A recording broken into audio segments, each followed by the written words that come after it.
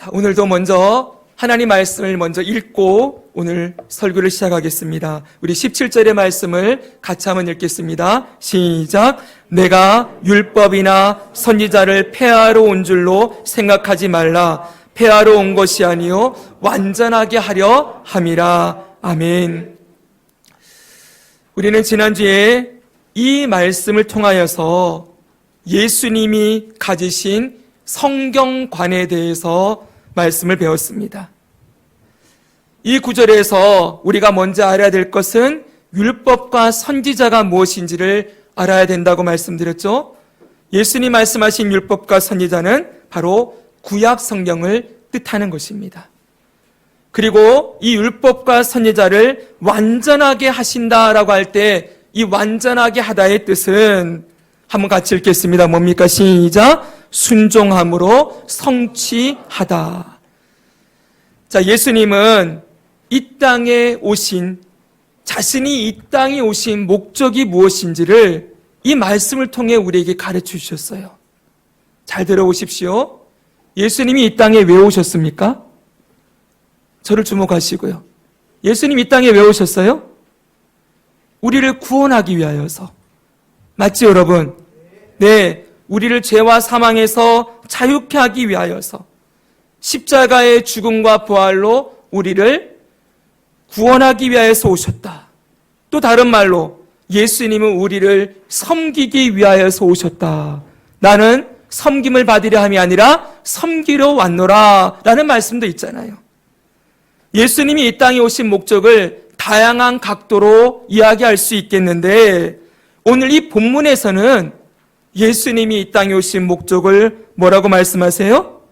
바로 기록된 하나님의 말씀인 이 성경 말씀에 순종하고 그 기록된 말씀에 순종함으로 말씀을 성취하기 위하여서 이 땅에 오셨다라고 이렇게도 말씀하신다는 거예요. 자, 여러분 생각해 보십시오. 예수님이 누구이십니까? 예수님은 하나님이십니다. 예수님이 누구이십니까? 그 하나님으로서 하나님이 말씀하시고 그 하나님의 말씀을 기록하게 하신 분이에요. 다시 말하면 예수님이 성경 말씀의 기록자예요. 그렇게도 볼 수 있죠, 여러분? 네. 예수님이 그 말씀을 사람 입에 넣어주셨고 그 넣어주신 말씀을 사람이 기록했어요. 즉 예수님이 이 말씀 그 자체시라는 거예요. 그런데 여러분, 그런 예수님이 인간의 몸을 입고 이 땅에 33년의 인생을 살아가십니다. 그 시간 동안 그 말씀의 권위 아래 자신을 두셨다는 거예요. 생각해 보세요. 내가 한 말이에요. 내가 법을 만들었어요. 내가 만든 법, 여러분 얼마든지 내가 고칠 수 있지 않겠습니까? 그때는 이러했는데 지금은 법 고친다. 그러면서 마음대로 법을 바꿔도 누구도 뭐라 할 사람이 없겠지요. 그런데 그 말씀 앞에 자신이 하신 말씀이지만 자신이 만들어 놓은 이 법 앞에 자신이 순종하시는 거예요. 아까 전에 우리가 주일학교에서 구약 성경의 율법이 몇 개 있다고 배웠지요? 613개. 이 613개의 율법 아래 자신을 두셨어요. 그리고 이 말씀에 철저하게 순종하심으로 말미암아 내가 이 율법과 선지자의 이 기록된 말씀을 완전하게 하려 이 땅에 왔다. 이 말씀에 순종하고 이 말씀을 성취하는 것이 내가 이 땅에 온 목적이다 라고 말씀하고 있다는 거예요. 이것이 바로 예수님의 성경관이에요. 예수님의 성경관이 무엇입니까? 말씀을 최종 권위에 둔다는 거예요. 내 위에 하나님의 말씀이 있다. 이 말씀이 나의 삶의 모든 선택의 결정권을 가진다. 이 말씀이 말하는 대로 모든 하나님의 백성들은 그 말씀이 가라 하면 가고 서라 하면 서고 하라 하면 하고 하지 말라면 하지 않는 삶을 살아간다. 바로 이것을 예수님이 직접 몸소 우리에게 보여주셨다는 거예요. 사랑하는 여러분, 저와 여러분은 모두 예수님의 제자라는 정체성이 있습니다. 인정하십니까? 여러분 예수님의 제자 맞습니까? 네, 하나님을 믿는 하나님의 자녀들은 모두 동시에 예수님의 제자예요. 제자는 누구입니까? 스승의 권위를 인정하고 그 가르침을 따라서 살아가는 자들이라고 계속 말씀을 드리고 있습니다. 그럼 여러분에게 물어봐야 돼요. 자신에게 스스로. 여러분은 하나님의 말씀의 권위를 인정합니까? 여러분의 삶의 모든 결정권이 내 경험이나 내 생각에는 이런데, 야, 내 느낌에는 이렇게 해도 될 것 같아. 응? 다른 사람 보니까 이렇게 하던데? 이런 게 아니고, 여러분의 삶의 걸음에, 모든 결정에, 여러분의 삶의 모든 선택에 하나님의 말씀이 최종적인 권위를 가지고 있습니까? 정말 그러해야 된다는 거예요. 이제 여러분, 우리는 생각해야 돼요. 야, 내 생각에는 말이야.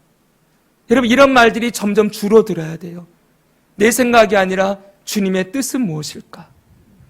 내가 지금까지 경험해 왔다 할지라도 주님이 그 경험을 한순간에 뒤집어 엎으셔서 너는 그렇게 경험했을지 몰라도 지금은 내가 말하는데 순종해라 라고 할 때 여러분은 여러분의 경험을 내려놓을 수 있는지, 아니면 세상 모든 사람이 넓은 길로 가고 있을 때 이 길이 맞다 할 때 여러분은 나는 아니야. 예수님이 그렇게 말씀하지 않으셨어. 나의 스승 예수님이 그렇게 살지 않으셨어. 그러면서 나의 스승 되신 예수님의 말씀에 세상 사람들의 모든 이야기를 다 거부하고 그 말씀이 인도하시는 길에 설 수 있는가? 아니면 지금 서 있는가? 아니면 서야 될 시점에 놓여 있는가? 라는 것을 늘 점검해 봐야 한다는 것이지요. 사랑하는 여러분, 우리의 스승 예수님이 그 말씀의 권위 아래 자신의 인생을 복종시키고 살았다면 제자인 우리도 마땅히 그리해야 합니다. 말씀이 나의 인생의 최종 결정권을 가집니다.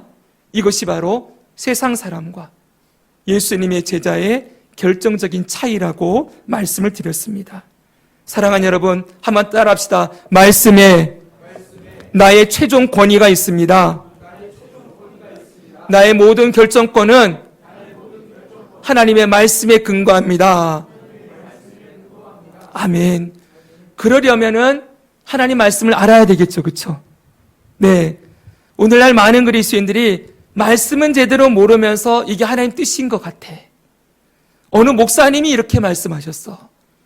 여러분, 그렇게 말하면 안 돼요. 어느 목사님들도 틀릴 수 있습니다. 인정하십시오, 여러분. 네. 여러분이 말씀 앞에서 그 말씀이 인도하시는 길에 여러분의 길을 가기 위해서 말씀을 매일 먹어야 하는 것입니다. 자, 그러면 오늘은 두 번째로 예수님이 말씀하시는 성경관 두 번째를 여러분과 함께 나누려고 합니다.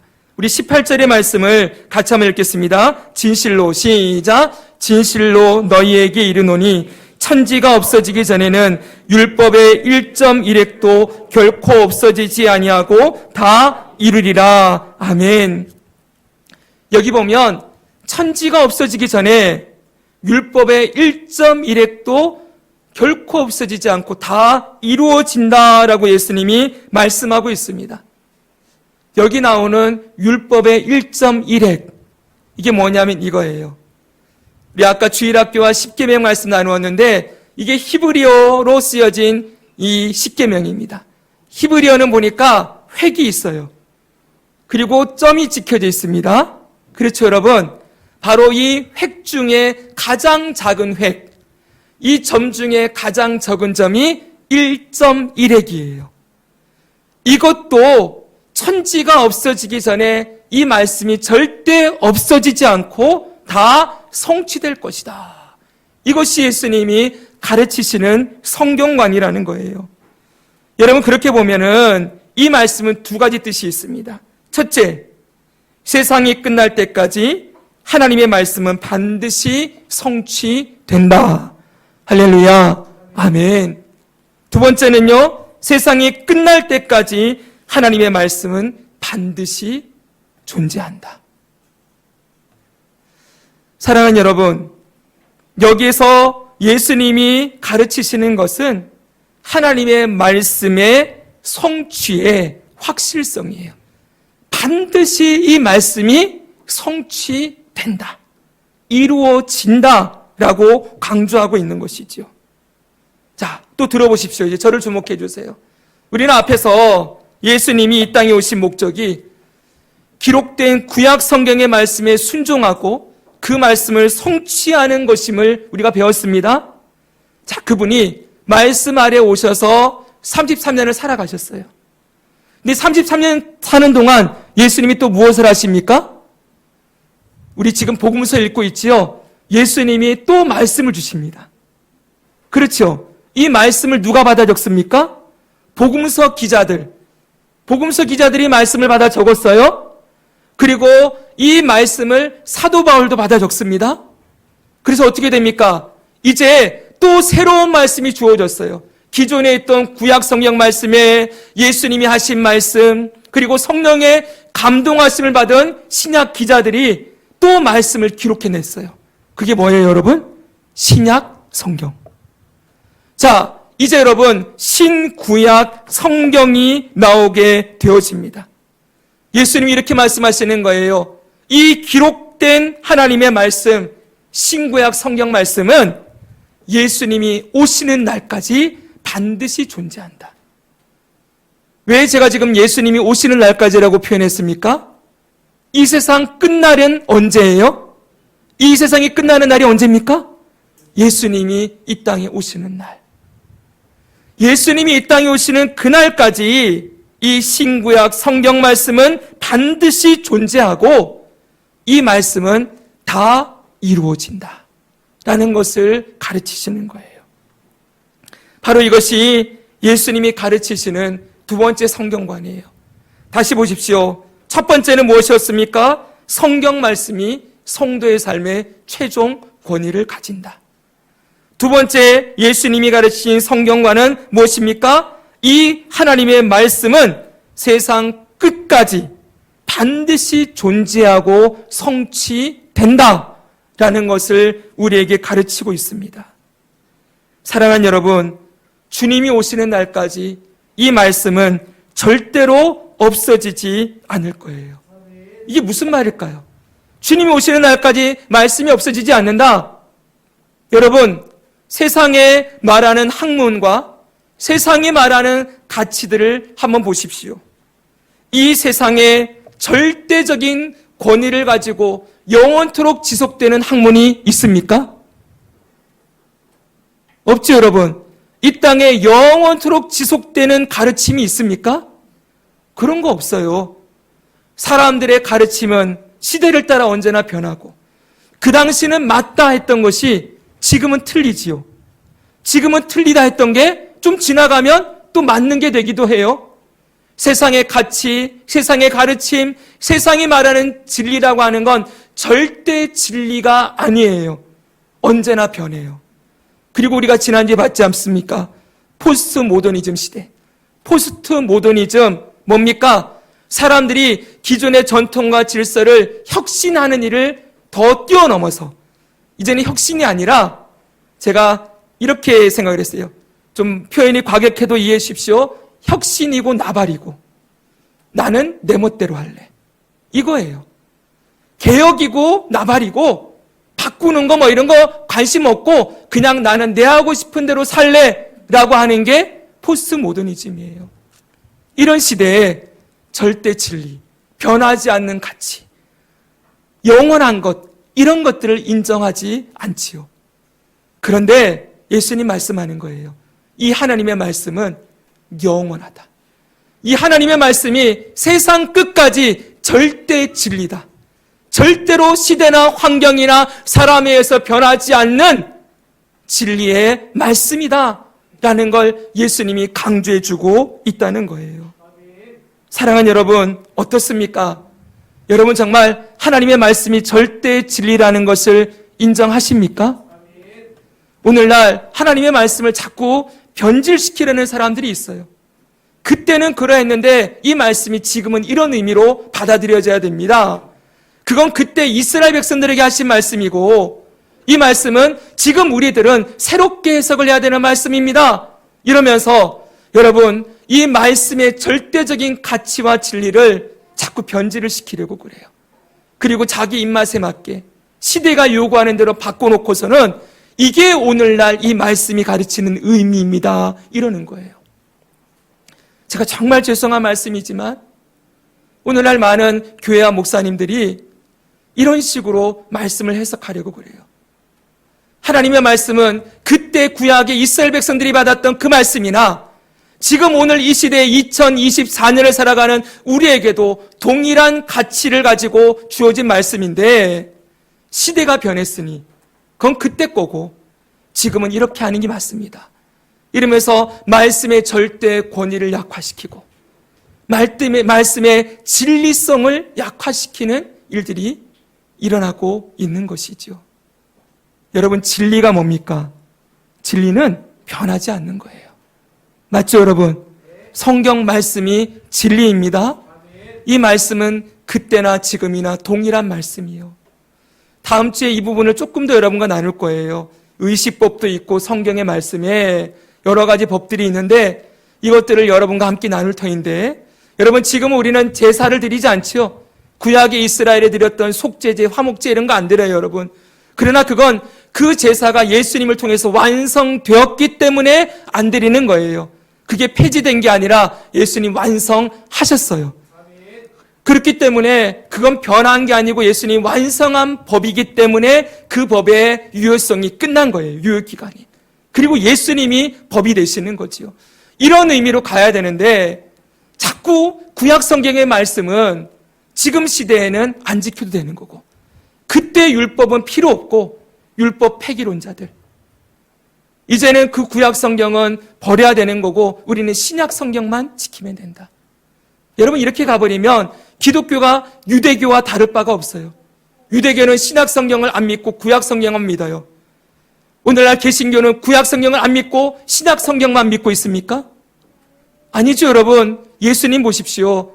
예수님이 기록된 율법과 선지자의 말씀에 순종하셨다니까요. 예수님이 구약을 폐기하셨습니까? 예수님이 구약의 말씀을 몸소 스스로 그 법 아래 자신을 두셨어요. 그러니 여러분 오늘날 이 말씀의 절대 진리성, 이 말씀은 시대가 변해도 변하지 않는 절대 가치와 절대 기준이 되는 말씀이라는 것을 우리가 꼭 기억해야 됩니다.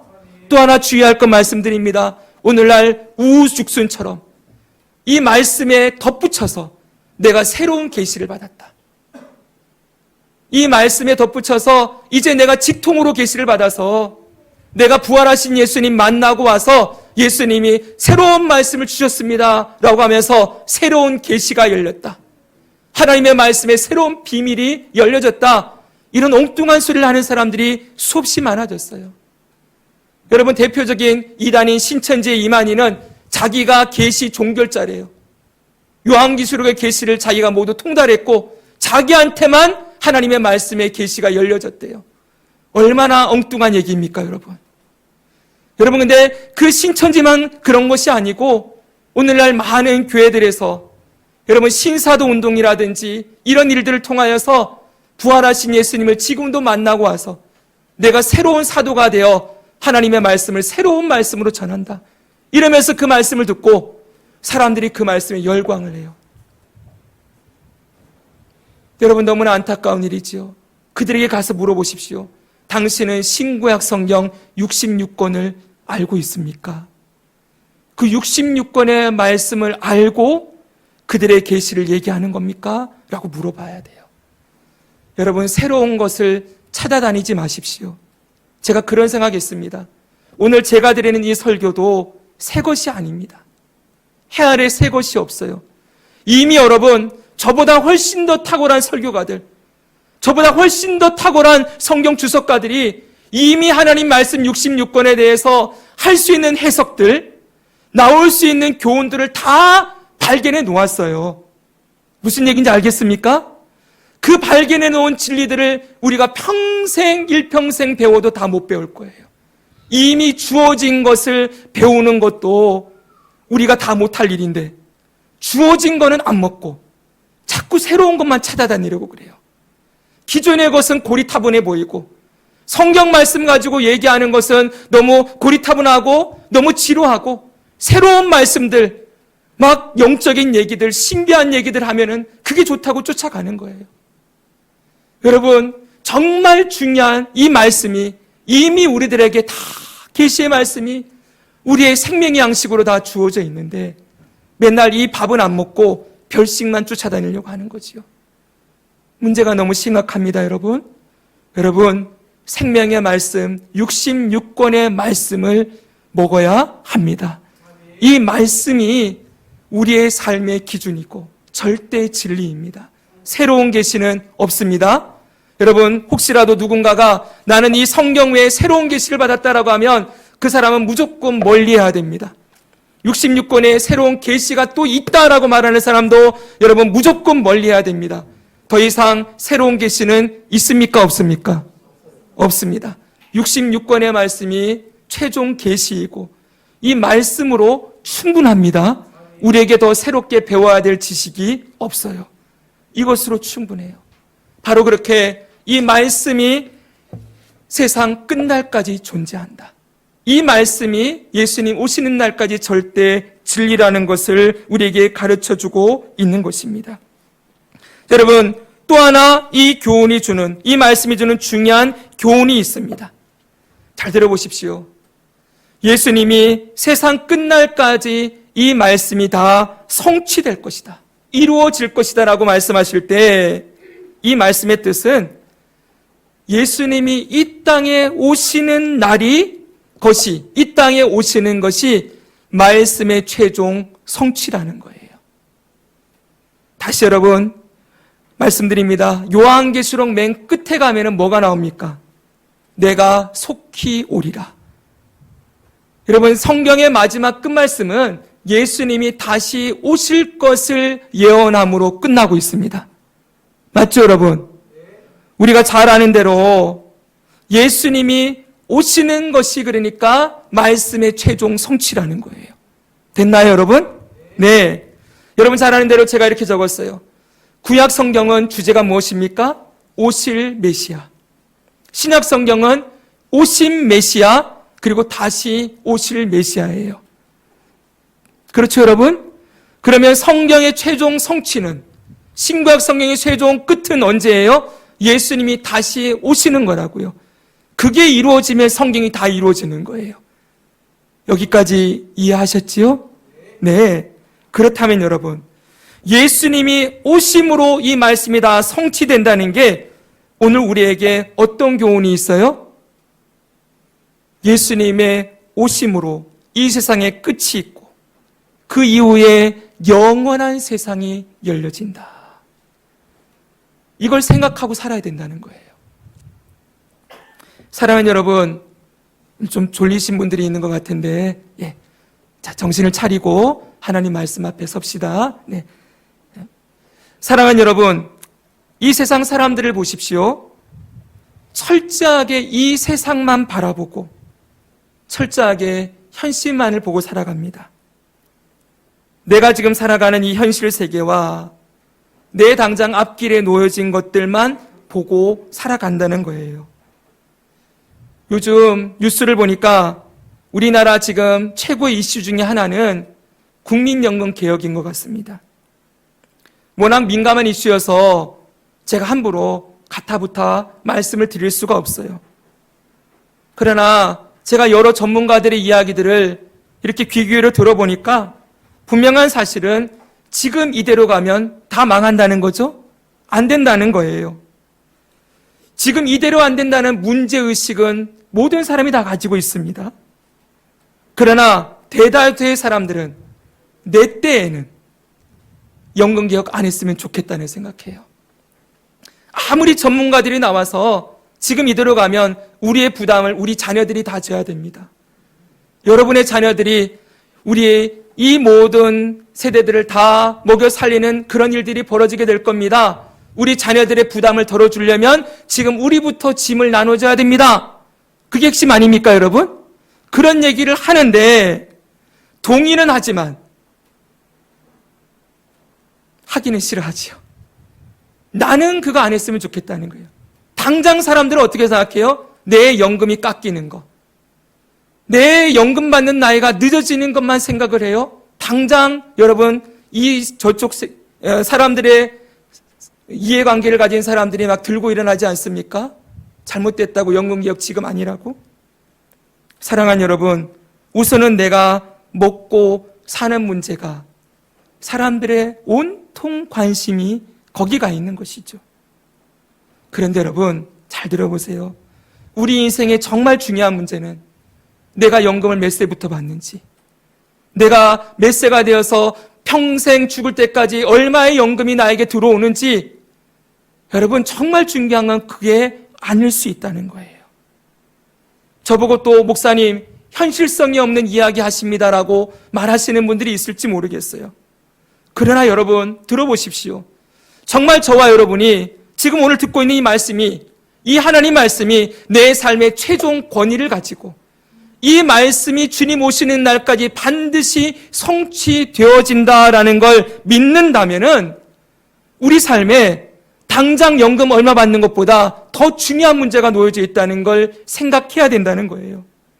그건 바로 예수님이 오시는 날, 이 말씀이 다 성취되는 그날, 저와 여러분이 하나님의 심판대 앞에 서야 한다는 거예요.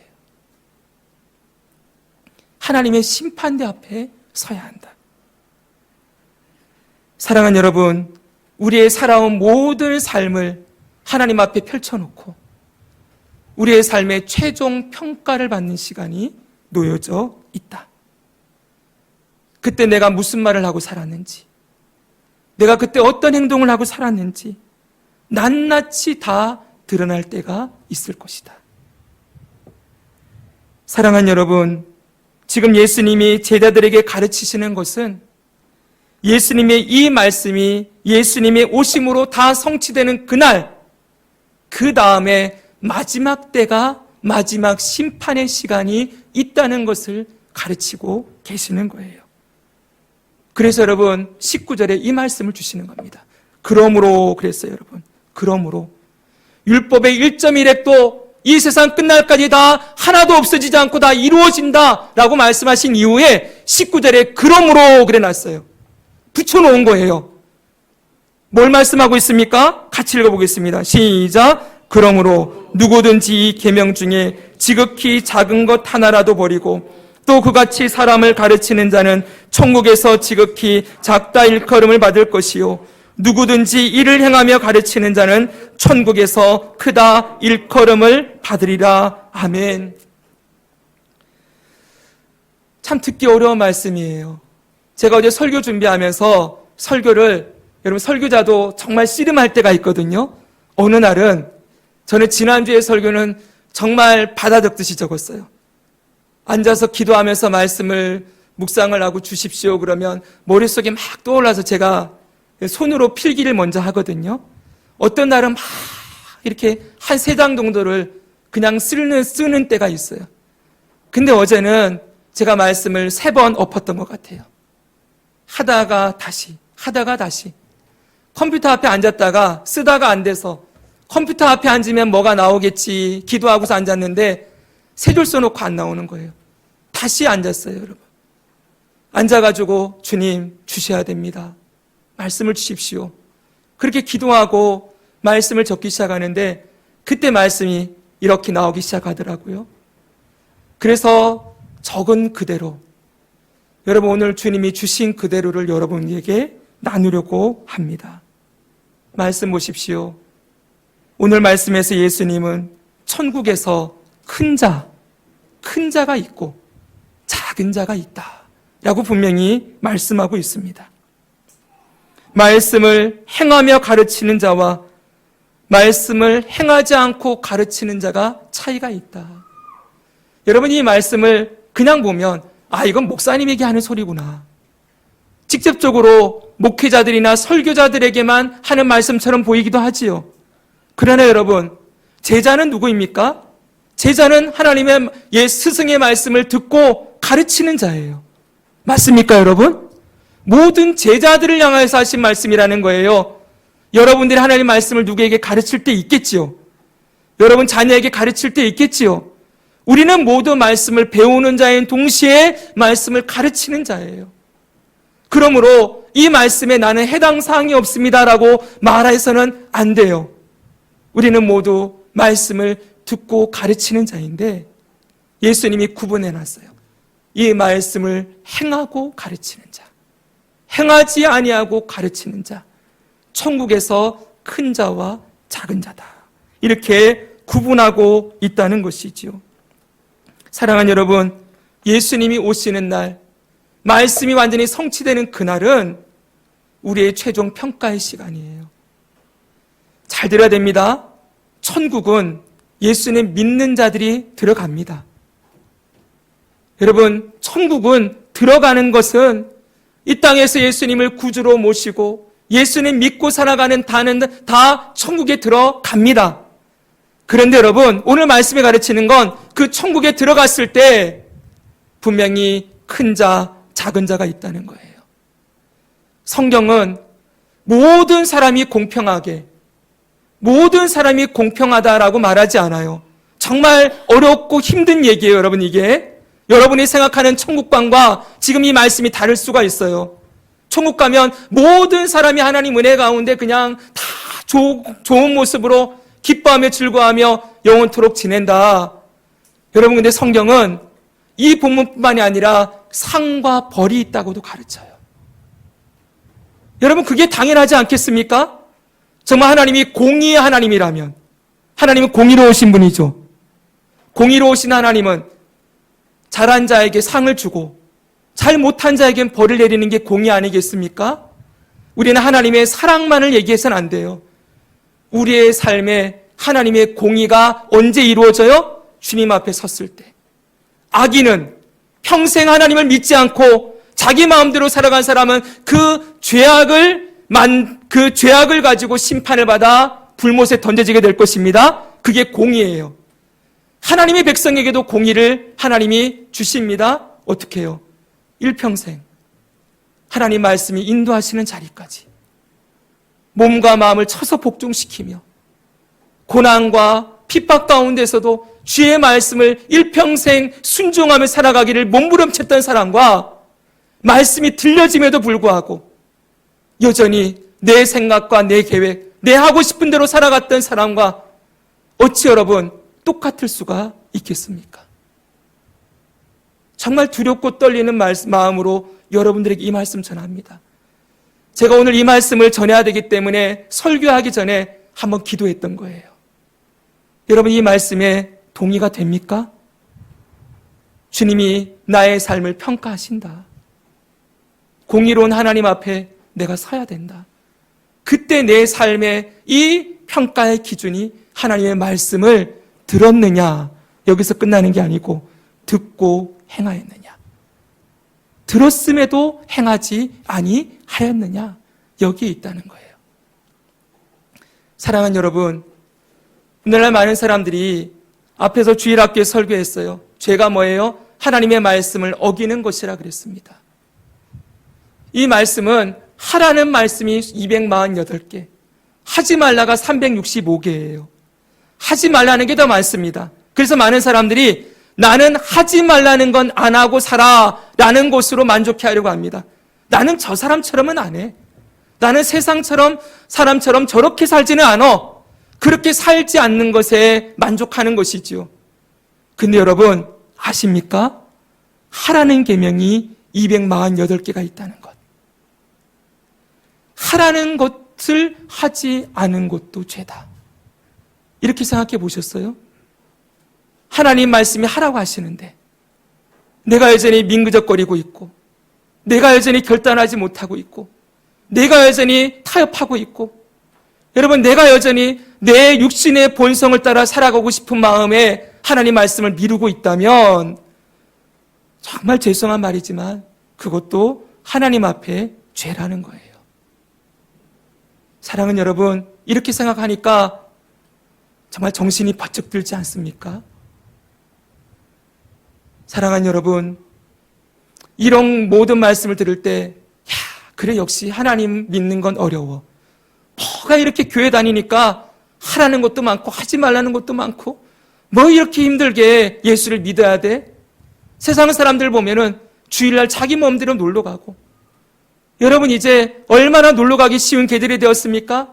마음대로 살고 싶어서 들로 산으로 마음껏 즐기며 살아가는데 이 주일날 되면 꼭 예배도 드려야 되고 또 하나님 앞에 예물도 11조도 드리라고 하니 여러분 그것도 너무 부담스럽고 이런저런 것들 때문에 마음이 너무 어려워지면서 그래 예수님 믿는 건 내 삶에 아무런 득이 되지 않아. 오히려 힘들고 어렵기만 해. 여러분 그런 마음이 여러분 안에 들고 있다면 다시 여러분 생각해야 돼요. 여러분의 삶의 주인이 누구인지. 그 주인이 여러분을 위해 목숨을 버린 분이라는 것.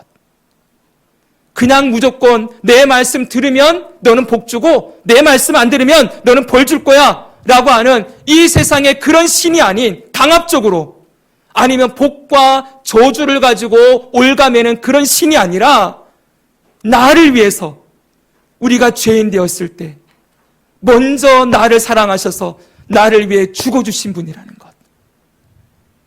여러분 거기까지 가야 정말 이 말씀이 내게 무거운 것이 아니라 기꺼이 순종할 수 있는 말씀이 되는 거예요.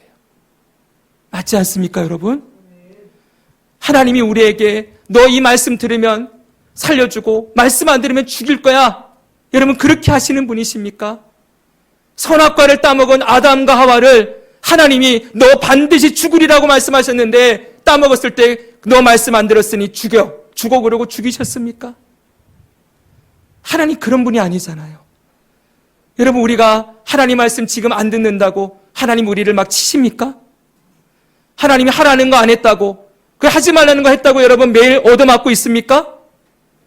만약 우리가 하나님이 그런 식으로 우리를 대한다면은 우리는 뼈도 못 추렸을 거예요. 저는 제 인생 생각하면은 이 몸의 뼈가 제 뼈가 몇 개인지 모르겠지만 하나도 남김없이 다 부러져도 모자랄 거예요. 어떻습니까 여러분? 그런데 우리 멀쩡하게 지금 이 자리에 있습니다. 하나님이 우리를 그때그때마다 책망하지 않으세요. 하나님이 어떤 분이십니까? 자주 경책하지 아니하시며 노여움을 품지 아니하시며 그 죄를 따라 갚지 아니하시는 분이시다. 여러분 하나님이 그렇게 우리를 사랑해 주고 계세요. 우리를 위해 목숨을 버리신 예수님이 지금 뭘 하십니까? 하나님 보좌 우편에서 우리를 위하여 친히 간구하신다고 했어요. 약하여 쓰러질 때 죄를 범하여 넘어져 있을 때 그때에도 여전히 포기하지 않으시는 그 사랑으로 우리를 위해 기도하시는 예수님이 계시다는 거예요. 여러분 이렇게 생각하면 이 주님이 하라 하지 말라는 계명이 우리에게 너무 무거워집니까? 여러분 나를 위해 생명을 버리신 분이 너 이것 좀 하지 않을래? 여러분 거기에 나는 못하겠는데요. 내 생각과 다른데요. 난 하기 싫은데요. 사람들이 하지 말라고 하던데요. 하면서 나를 위해 생명을 버리신 그분 앞에 그 말씀을 그냥 무시하고 거절하며 살 수 있겠습니까? 그럴 수 없다는 거예요. 그래서 요한 1서의 말씀 보면 사도 요한이 그럽니다. 이 하나님의 계명은 무거운 것이 아니라 하나님을 사랑하는 자에게는 그 계명이 무거운 것이 아니라고 했어요. 여러분 정말 사랑하는 사람이 있으면 뭐든 다 해주지 않겠습니까? 여러분 에델바이스라는 꽃이 노르웨이인지 어느 나라인지 제가 확실히 기억 안 납니다. 이게 절벽에 피는 꽃이래요. 이 에델바이스 우리 어렸을 때 노래도 있었지 않습니까? 근데 그 나라에서는 청혼을 할 때 에델바이스 꽃을 꺾어 와야지만 그 청혼이 굉장히 효력이 있어진대요. 제가 어디서 읽은 그 글이에요. 젊은 청년들이 사랑하는 사람에게 에델바이스 꽃을 꺾어주기 위해서 절벽을 오르내려요. 사랑 하나면 자신의 생명을 거는 거지요. 여러분 예수님이 먼저 우리를 구원하기 위하여 그 절벽에 오르셨어요. 그리고 거기서 죽음을 당하셨어요. 십자가 위로 올라가시고 거기서 죽으셨어요. 먼저 우리를 사랑해 주신 그 사랑을 기억하면 우리가 함부로 하나님 말씀이 아무리 얘기해도 나는 못합니다 라고 말할 수가 없는 것이지요. 사랑하는 여러분, 앞으로 우리가 배우게 될 이 산상수훈의 말씀을 그냥 읽고 듣는 곳으로 지나가지 마시기 바랍니다. 이 말씀은 우리에게 하라는 말씀도 있을 것이고 하지 말라는 말씀도 있을 것입니다. 이 하라, 하지 말라는 이 말씀에 우리의 삶을 들여서 말씀에 순종하기 원합니다. 말씀대로 행할 수 있도록 도와주십시오 라고 고백하며 이 말씀을 함께 듣기를 원합니다. 저도 말씀 전할 때마다 너무 두렵고 떨리는 마음으로, 그리고 부끄러운 마음으로 저도 이 말씀을 전할 자격이 저에게는 없어요. 그런데 여러분, 저도 어렵고 여러분도 어렵고 함께 어렵지만 주님 말씀 앞에 겸손하게 서서 말씀이 말씀하시니 제가 듣겠습니다. 말씀이 말씀하시니, 하나님이 말씀하시니 이 말씀대로 살아가기 원합니다 라고 고백하며 이 말씀 앞에 순종하고 행하는 자로 살아가기를 원합니다. 다시 기억하십시오. 우리는 내 인생의 왕이 내가 아닙니다. 우리 위에 하나님과 우리 주 예수님이 계십니다. 여러분, 그분의 권위를 인정한다는 것은 말로만 하나님 믿습니다라는 것으로 절대 안 되는 거예요. 정말 그분을 믿는다면 그분의 말씀에 순종하는 삶으로 그 믿음의 열매가 나오게 되어 있습니다. 행함이 없는 믿음은 죽은 믿음이다. 행함이 없는, 열매가 없는 나무는 죽은 나무예요. 사랑하는 여러분, 우리의 삶에 다시 결단합시다. 하나님 말씀대로 살아가고 싶습니다. 그럼 이렇게까지 고백할 수 있겠죠? 한번 해볼까요? 말씀대로 살고 싶습니다. 도와주십시오. 도와주시는 분이 있으시죠? 성령 하나님. 성령 하나님 계시죠? 그분이 그 고백을 기쁘게 받으실 거예요. 정말 사랑하는 여러분, 말씀대로 살고 싶어하는 그 소망을 주님이 너무 기쁘게 받으실 거예요. 우리 아이들이 잘 안 되는데 엄마 이거 할 수 있도록 도와주세요 그러면 발벗고 나서서 해주지 않습니까? 자기 힘으로 낑낑대면서 자기가 나으려는 게 아니고 엄마 아빠 도와주세요 달려가지 않는 부모가 어디 있습니까 여러분? 우리 하나님이 그런 분이세요. 제발 여러분 안 된다고 하지 마시고 못한다고 하지 마시고 하지 말라고 한 것 하는 것, 그리고 하라고 하신 것 안 하는 것, 여러분 이걸 그냥 지나가지 마시고 심각하게 받아들이시고 우리 모두가 함께 도와주십시오. 도와주세요. 성령님 도와주세요 라고 도우심을 구할 때 우리의 삶에 그 말씀대로 살아갈 수 있는 힘과 지혜와 능력을 공급해 주시고 그 말씀을 행하는 자로 우리를 변화시켜 나가실 것을 믿습니다. 그 말씀의 권위를 인정하고 예수님의 성경관, 이 말씀이 최종적으로 이루어진다. 이 말씀이 절대 권위예요. 이 세상이 변해도 결코 변하지 않는 주님의 말씀 앞에 서서 주님 오시는 그날 말씀이 성취될 때 우리 삶의 최종 심판의 시간이 있음을 기억하고 여러분 그 심판의 때 주님 앞에 설 것을 말씀에 순종함으로 준비하며 살아가는 저와 여러분 되기를 주 예수님의 이름으로 축복합니다.